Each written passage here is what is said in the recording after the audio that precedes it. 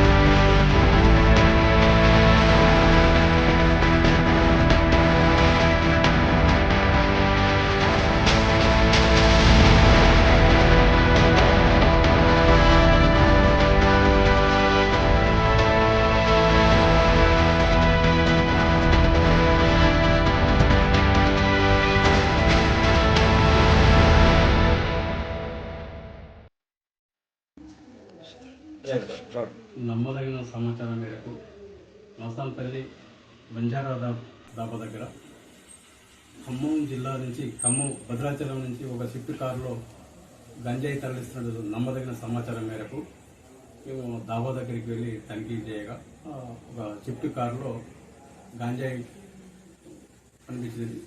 దాన్ని ఆ డ్రైవర్ను అదుపులోకి తీసుకొని విచారించగా అతను ఖమ్మం జిల్లా నుంచి భద్రాచలం నుంచి తీసుకొస్తున్నానని చెప్పాడు. ఎక్కడ తీసుకెళ్తున్నావు అని అంటే నాందేడు, మహారాష్ట్ర నాందేడు తీసుకెళ్తున్నా, వేరే వాళ్ళు ఎవరు నాకు గుర్తు తెలియని వ్యక్తి అని చెప్పినాడు. కాబట్టి అతన్ని అదుపులోకి తీసుకుని గాంజాను సీజ్ చేసి దాదాపుగా 40 ప్యాకెట్లు ఉన్నాయి. 40 ప్యాకెట్లలో ఒక ప్యాకెట్ 2 కేజీలు, అది 80 కేజీల డ్రై గాంజా, ఒక స్విఫ్ట్ కారు, ఒక చిన్న సెల్ ఫోను, ఒక అక్యూజ్డ్ ఉన్నాడు. వాడి అచ్చంపేట తాలూకాలో నాగర్ కర్నూలు డిస్టిక్ అవుతుంది. గన్పూర్ ఊరు ఆంజనేయ స్వామి తండా అతన్ని అని చెప్పినాడు.